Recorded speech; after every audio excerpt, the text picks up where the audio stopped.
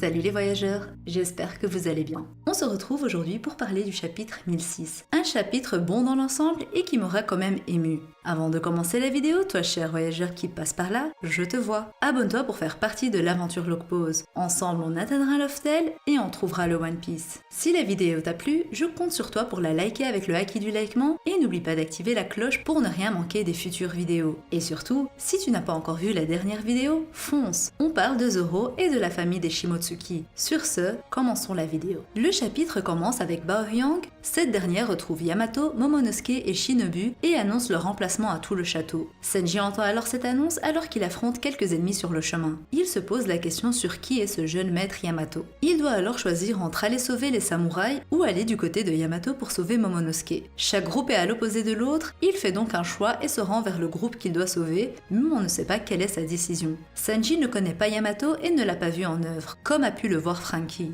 Mais d'un autre côté, il sait qu'il l'a confié à Shinobu et que ses Nakama ont dû laisser Momonosuke entre de bonnes mains. Par contre, le groupe de Kinemon lui a moins de chances de survivre étant donné qu'ils sont inconscients et qu'ils reviennent d'un combat limite à mort face à Kaido. Alors certes, Senji a attendu aussi qu'il y avait une 10e personne dans la pièce, mais encore est-il qu'il ne sait pas qui est ce personnage mystère et qu'il ne sait pas quelles sont ses compétences de combat. De ce fait, le choix est difficile à faire sans surprise. Des deux autres côtés, il y a une inconnue dont Senji ignore la force et l'utilité. Malgré tout, je pense que Senji aurait pu choisir d'aller sauver plutôt Momonosuke, ou du moins de s'assurer de sa sûreté. À voir ce que Oda décidera de nous montrer et quel est le choix qu'il a fait prendre à Senji. Pour continuer, on retrouve Perospero à l'entrée d'Onigashima, assis sur un rocher en train de savourer sa victoire. En effet, c'est au sol qu'on retrouve Carotte et Wanda blessés qui ne sont plus dans leur forme sous langue. La pleine lune est couverte, les Mix ne peuvent actuellement pas se transformer. Perospero dit que ce n'est pas passé loin, mais que pour que Carotte et Wanda le battent, la météo, soit la pleine lune, doit être de leur côté. Perospero dit alors à Carotte d'une certaine manière que son désir de venger Pedro n'est pas légitime parce que s'introduire sur le territoire de Big Mom, c'est pas n'importe quoi. Perospero décide enfin d'entrer en action et entre dans le château. Il dit alors que même s'il n'aime pas l'idée de s'allier à l'équipage des 100 bêtes, il doit le faire pour montrer le niveau des empereurs aux ennemis.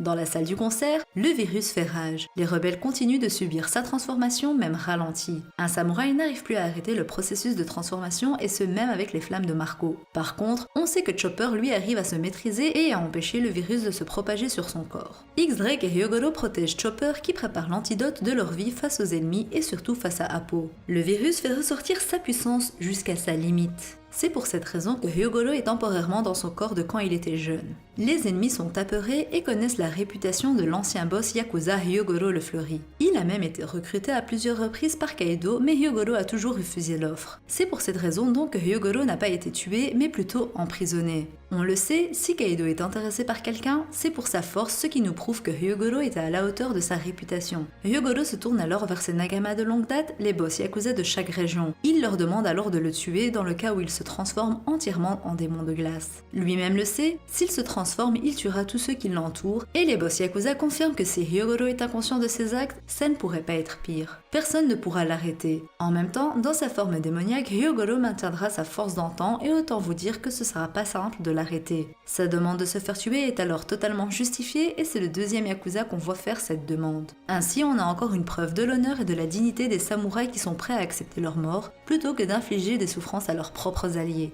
Hyogoro donne tout et attaque l'ancienne garde rapprochée d'Orochi et les met tous au sol avec ses dernières forces. L'ancien chef de cette garde pensait que Hyogoro était surestimé et qu'il ne pourrait rien lui faire, mais c'est d'un seul coup que Hyogoro le bat. Pendant qu'il l'attaque, Hyogoro pense au passé et se demande s'il aurait dû rejoindre Oden dans le combat d'il y a 20 ans et se demande alors ce qui aurait changé. Mais lui-même admet que Kinemon et les autres ont fait un travail extraordinaire en menant ce raid. Hyogoro est heureux d'avoir rencontré Luffy, un grand disciple. Il le dit, l'aube va se lever sur Wano Kuni. L'aube, la prophétie du début de l'œuvre est mise en place. Queen est sur le point de tirer un laser de sa bouche sur Hyogoro, mais Marco intervient et arrête Queen avec une attaque qui surprend Queen parce que ça ressemble à une onde de choc. Marco dit donc à Queen qu'il est son adversaire et que s'il veut lever la main sur les samouraïs, il faudra d'abord le vaincre. Queen et King King attaque Marco simultanément. King coupe l'une des ailes de Marco, mais ça ne sert à rien, il se régénère. Marco devient alors sérieux avec un regard des plus terrifiants et s'occupe alors de King en utilisant l'attaque Bluebird. Une attaque qui surprend King et qui l'envoie valser dans le mur. Mais il ne s'arrête pas là. Une fois que King est à terre, Marco se jette à nouveau sur lui, ce qui fait un dégât supplémentaire. Ensuite, alors que Queen est sur le point de se lever, Marco utilise une autre nouvelle attaque pour donner un coup de pied à Queen. Marco dit alors que Chopper doit se dépêcher parce que comme il le pensait, c'est tendu de combattre 2 pirates à une prime de plus d'1 milliard de berries, et ce en même temps. Juste après, Perospero entre dans la pièce et comprend que Marco est épuisé. On ne sait pas quelle idée il a derrière la tête, mais lui qui a toujours voulu vaincre Marco, peut-être saisira-t-il cette chance ou alors il décidera de suivre son premier choix en arrivant à Wano Kuni, à savoir s'allier à Marco.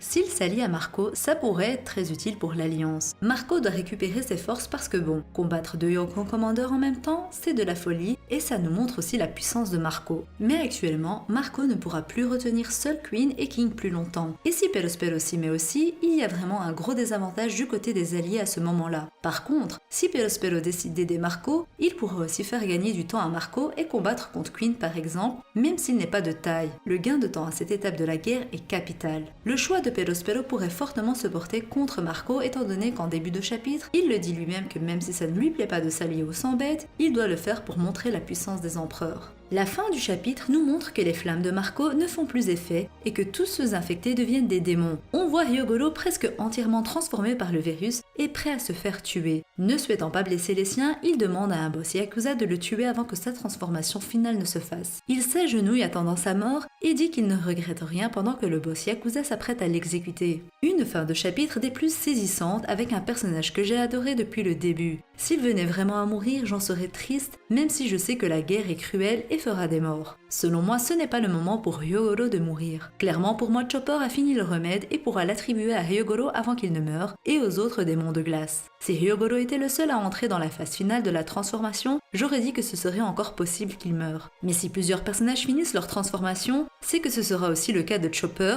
ce qui est impossible. C'est pour cette raison qu'on peut avancer sans crainte que Chopper a enfin fini le remède et qu'il pourra enfin combattre également aux côtés de Marco. Ainsi, si c'est bien le cas, même si Perospero est présent, Chopper pourra selon moi le contenir et pourquoi pas même le battre. On pourra aussi avoir un Chopper qui combattrait Queen, mais clairement, il n'est pas à son niveau. C'est pour cette raison qu'il nous faut un allié de taille, un retour de Sanji dans les plus brefs délais. Voilà, c'était tout pour moi, j'espère que la vidéo vous aura plu. Je compte sur vous pour me donner votre avis sur le chapitre 1006 et aussi sur la vidéo. Je lis et réponds à tous les commentaires. Rejoignez-moi aussi sur Instagram si ce n'est pas encore fait. J'aime y échanger avec vous. Abonnez-vous, ensemble, on vivra une belle aventure pendant ces prochaines années j'espère. Sur ce, je vous dis à la prochaine et d'ici là, portez-vous bien. Bisous!